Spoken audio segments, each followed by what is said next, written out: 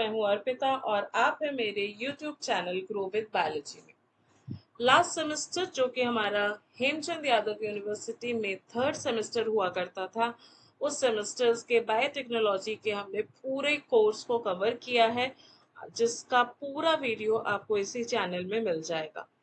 तो अब हम बढ़ते हैं फोर्थ सेमेस्टर के तरफ, और फोर्थ सेमेस्टर में जो आपका पेपर है बायोटेक्नोलॉजी का, वो है रिकॉम्बिनेंट डीएनए टेक्नोलॉजी। तो रिकॉम्बिनेंट डीएनए टेक्नोलॉजी, जिसको हम आरडीएनए टेक्नोलॉजी भी बोलते हैं, ये है आपका इस साल का पेपर। तो ये 6 महीने का कोर्स रहेगा, जिसमें आपका सेमेस्टर पैटर्न में ही चलेगा। और इसमें अगर हम मार्क्स डिस्ट्रीब्यूशन की बात करें तो इसमें टोटल 100 मार्क्स होते हैं, जिसमें से हमको 30 मार्क्स का हमारा प्रैक्टिकल होता है और 70 मार्क्स होता है हमारे थ्योरी के। तो हमको ये 70 मार्क्स के लिए हमको ये वाले पूरे सिलेबस को कवर करना है।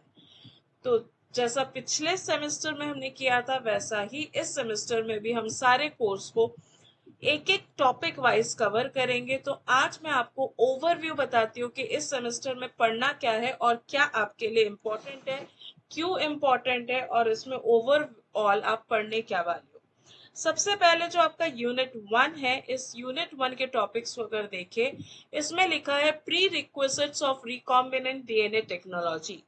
रिक्विजिट्स का मतलब होता है रिक्वायरमेंट। तो आपको रिकॉम्बिनेंट डीएनए टेक्नोलॉजी के लिए आपको क्या क्या तैयारियां करनी है, क्या क्या नॉलेज आपको पता होनी चाहिए, वो सारे टॉपिक्स उसमें कवर है। जिसमें सबसे पहला दिया हुआ है रिकॉम्बिनेंट डीएनए टेक्नोलॉजी में, सबसे पहला दिया है जनरल कंसेप्ट। जनरल कंसेप्ट वो कंसेप्ट है जो आपका पूरे रिकॉम्बिनेंट का ओवरव्यू है। तो हम स्टार्ट करेंगे विद फर्स्ट क्लास, जिसमें हम पूरा ओवरव्यू कंप्लीट करेंगे, और उसके बाद हम एक एक छोटे छोटे स्टेप्स की डिटेलिंग में जाएंगे। तो जब हम पूरा स्टेप्स कवर कर ले, ओवरव्यू हम देख ले, तो वो आपका पूरा कंसेप्ट में आ जाएगा। स्टेप्स एंड एप्लीकेशन, आपको किस तरह से क्या प्रोटोकॉल्स होंगे, किस वे में आपको काम करना है, क्या क्या स्टेप्स होगा, कॉन्सिक्वेंस नंबर वाइज वो आप पता करोगे। साथ ही साथ रिकॉम्बिनेंट डीएनए टेक्नोलॉजी के एप्लीकेशंस कहाँ कहाँ पे है, वो भी आपको पता चलेंगी।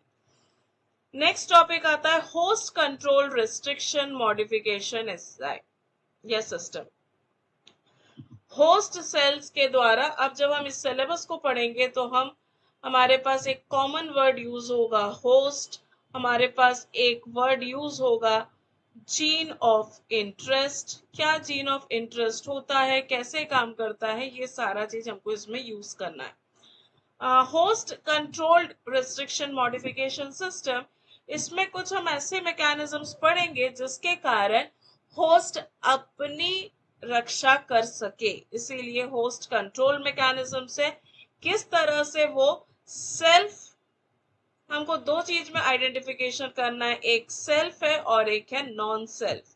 तो सेल्फ और नॉन सेल्फ को कैसे आइडेंटिफाई करना है, ये सारा चीज हमको इसमें से पढ़ने में मिलेगा। नेक्स्ट आता है लाइगेजेस पॉलीमरेजेस। ये कुछ एंजाइम्स के नाम दिए हैं, जैसे ये क्लेनोफ्रेगमेंट, टैक, एपीएफयू पॉलीमरेज। ये 5 एंजाइम्स के टाइप्स है, जिसमें आपको एक एक वैरायटी की फंक्शंस, उसके एडवांटेजेस, उसका सोर्स कहाँ से आपको मिलेगा, ये सारा चीज पढ़ना है। फिर आते हैं थर्ड नंबर पे, जिसपे हम बोलते हैं न्यूक्लियस। तो आपको पता होगा कि न्यूक्लियस का मतलब है वो एंजाइम जो कि न्यूक्लिक एसिड को कट करने में हेल्प करता है। तो न्यूक्लियस को कट कहाँ कहाँ कौन से लोकेशन में करना है, डीएनए के एकदम किनारे में करना है कि बीच में करना है कि कोई एक स्पेसिफिक लोकेशन है वहां करना है, इसके बेसिस पे एंडोन्यूक्लियस, एक्सोन्यूक्लियस और रेस्ट्रिक्शन एंडोन्यूक्लियस होता है। इसको जब हम डिटेल में पढ़ेंगे बहुत ही मजेदार है, आपको बहुत मजा आएगा इस टॉपिक को पढ़ने में। फिर आता है मॉडिफिकेशन एंजाइम्स। मॉडिफिकेशन एंजाइम्स में आता है काइनेस, फॉस्फेटेज, टर्मिनल डीऑक्सीन्यूक्लियोटाइड ट्रांसफरेज और रिवर्स ट्रांसक्रिप्टेज। रिवर्स ट्रांसक्रिप्टेज की अगर हम बात करें तो रिवर्स ट्रांसक्रिप्टेज एक एंटायर मैकेनिज्म है, जहां पे हम आरएनए से डीएनए बनाने की बात करते हैं। रिवर्स में काम होता है। नहीं तो सेंट्रल डॉगमा में आप पढ़ते हो कि डीएनए से आरएनए बनता है, पर रिवर्स ट्रांसक्रिप्टेज में आरएनए से डीएनए बनता है।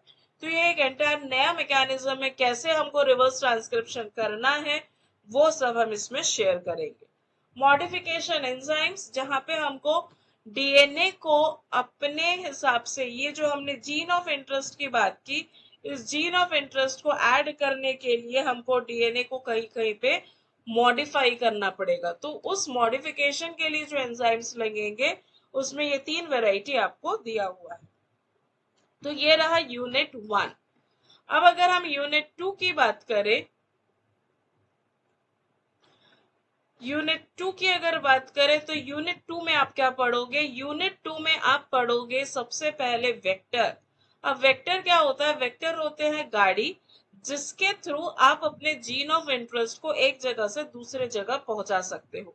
तो इस वेक्टर की, जैसे आप 2 व्हीलर्स जानते हो, आपके पास 3 व्हीलर्स है, 4 व्हीलर्स है, और रेल ट्रेन है, और एरोप्लेन्स है। तो ये सब आपके जो ट्रांसपोर्ट सिस्टम्स है या मोड्स ऑफ ट्रांसपोर्ट है, इन सब की अगर आप कैरिंग कैपेसिटी समझो, वर्ड्स ध्यान से देखिए, कैरिंग कैपेसिटी। तो कैरिंग कैपेसिटी क्या होता है? कि लोगों को ले जाने की क्षमता। अब अगर 2 व्हीलर है तो आपके पास ड्राइवर को छोड़ के या राइडर को छोड़ के एक जन को ले सकता है।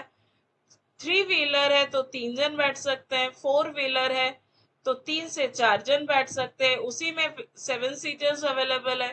तो इस तरह से अगर हम व्हीकल्स को देखें तो इन व्हीकल्स को जैसे जैसे हम मॉडिफाई करते हैं या अपग्रेड करते जाते हैं तो नंबर ऑफ पैसेंजर्स बढ़ जाते हैं। अगर आप बस में चले जाओ, बस में भी नंबर ऑफ सीट्स बढ़ जाती है, 40 की कैपेसिटी, 45 की कैपेसिटी।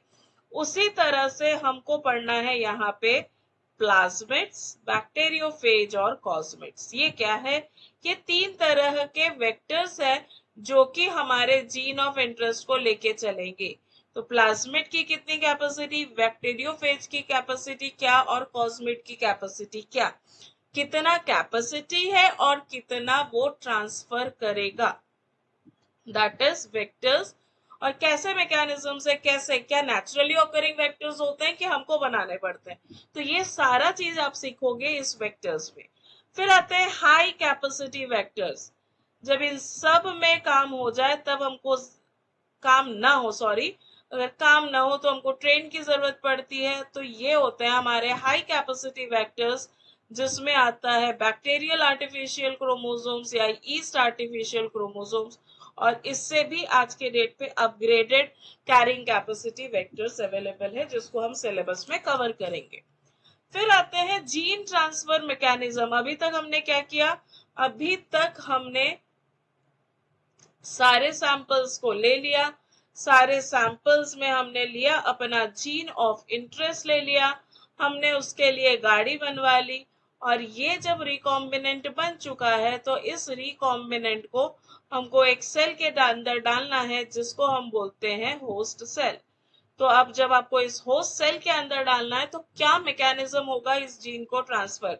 ये जब आप वेक्टर और डीएनए डाल रहे हो, यह है आपका रिकॉम्बिनेंट डीएनए। तो ये आपका मॉडिफाइड डीएनए है। इस डीएनए को हमको डालना है इस होस्ट सेल के अंदर। तो कौन से मेथड से आप डाल सकते हो? बहुत सारे मेथड्स है, सिलेबस में मेंशन है, माइक्रो इंजेक्शन, इलेक्ट्रोपोरेशन, लिपोफेक्शन और माइक्रो प्रोजेक्टाइल। तो ये 4 मैकेनिज्म्स को हम डिटेल में पढ़ेंगे। हालांकि जब हम बैक्टीरियोफेज, प्लाज्मिड्स और कॉस्मिड पढ़ेंगे तब हम हर एक का जीन ट्रांसफर मैकेनिज्म भी पढ़ेंगे कि किस तरह से, अगर प्लाज्मिड है तो जीन ट्रांसफर कैसे करोगे, बैक्टीरियोफेज अगर वेक्टर है तो कैसे करोगे, और अगर कॉस्मिड है तो कैसे करोगे। ये हम एडिशन में पढ़ेंगे, पर आपके सिलेबस में मेंशन है माइक्रो इंजेक्शन, इलेक्ट्रोपोरेशन, लिपोफेक्शन और माइक्रो प्रोजेक्टाइल।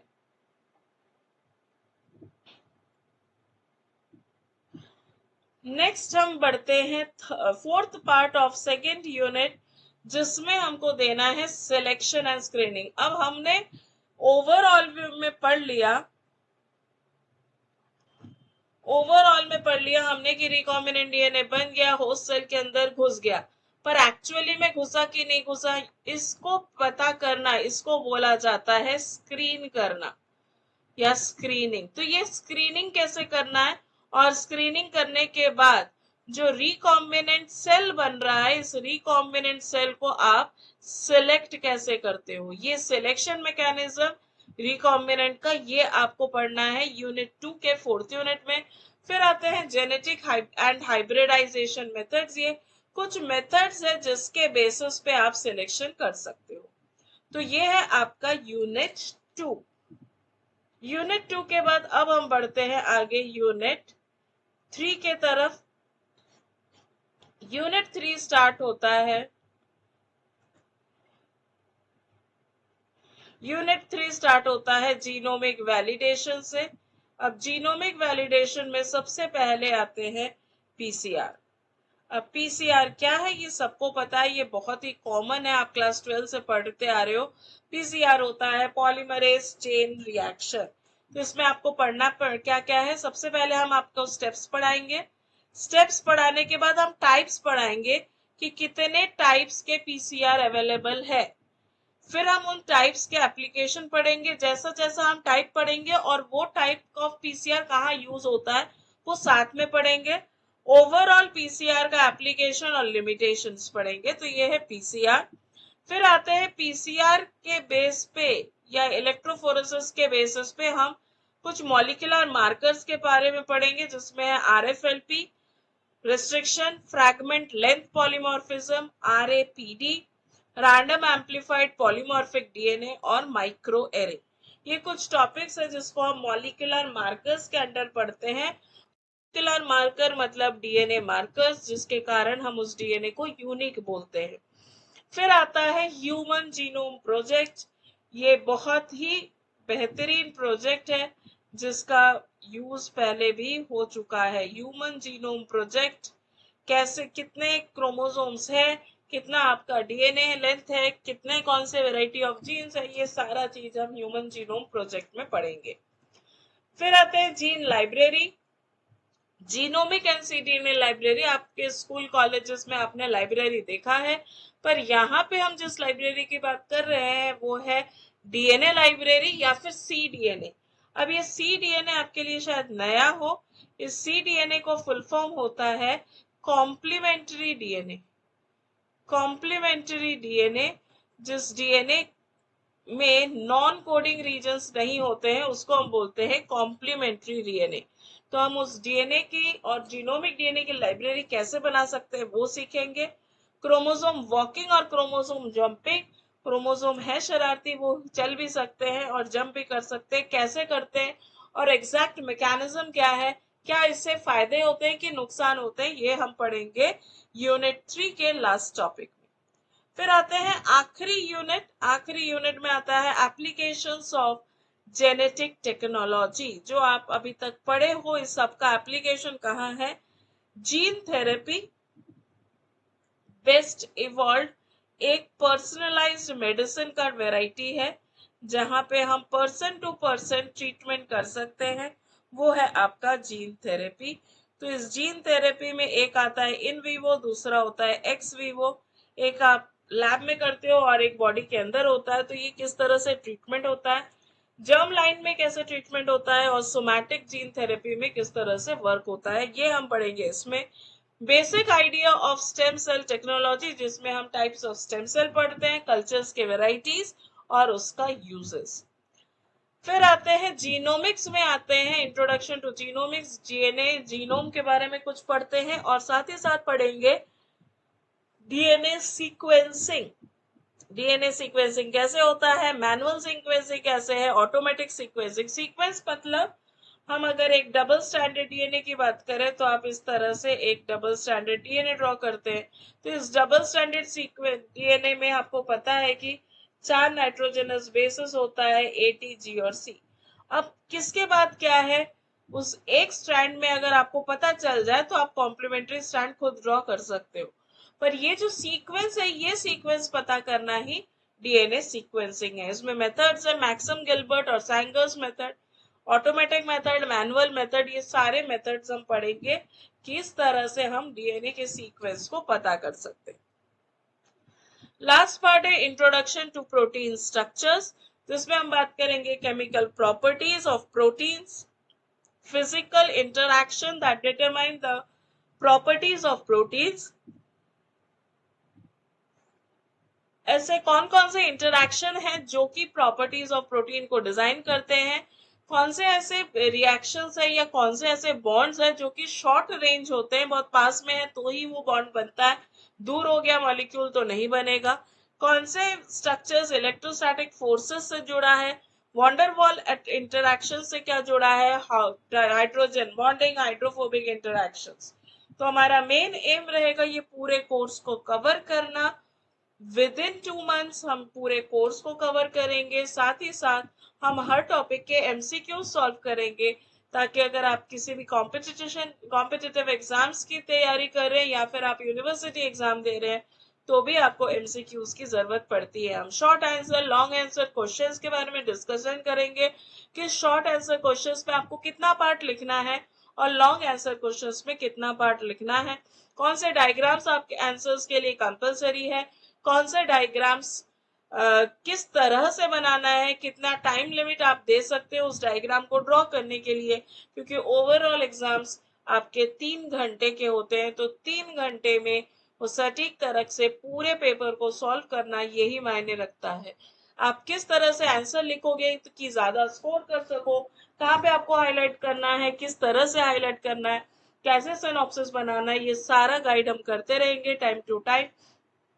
तो अगले क्लास में हम स्टार्ट करेंगे with pre requisites of recombinant DNA technology, जहां पे हम ओवरव्यू, फुल स्टेप्स और जनरल कॉन्सेप्ट्स की बात करेंगे, जो हमारे सिलेबस का फर्स्ट पार्ट है। पूरे स्टेप्स की सीक्वेंस में बात करेंगे कि आप कैसे एक रिकॉम्बिनेंट डीएनए टेक्नोलॉजी से रिकॉम्बिनेंट डीएनए बना सकते हो, किस तरह से ऑन पेपर आप बना सकते हो, जब आप लैब में काम करोगे तो आप उसमें क्या मॉडिफिकेशंस होगा, किस तरह से चेंजेस होगा, ये सारा चीज आप उसमें पढ़ोगे। तो इसके लिए बने रहिएगा। कल फिर से शाम 7 बजे आपके पास नेक्स्ट वीडियो पहुंच जाएगा, जिसमें आपको सिखाया जाएगा रिकॉम्बिनेंट डीएनए टेक्नोलॉजी। यहाँ तक बने रहने के लिए थैंक यू, एंड चैनल को सब्सक्राइब करिए, बेल आइकन दबाइए, ताकि कल आपको इस सिलेबस का जो फर्स्ट टीचिंग वीडियो है वो आप तक पहुंच सके। Thank you and happy studying.